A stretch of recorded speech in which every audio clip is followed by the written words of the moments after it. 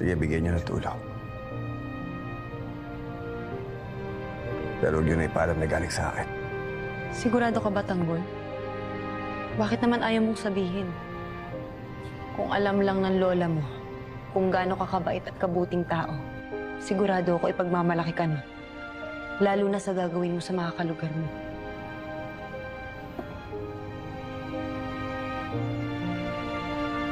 Hindi nila alam yan. Ang nakikita lang nila ang lahat ng kamalian ko. Ang tingin nila sa akin, demonyo. Wala na ako nagawang tama.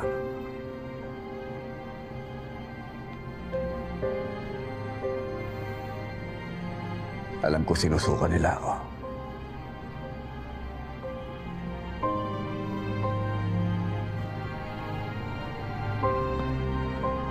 Kung ayaw niya sa akin,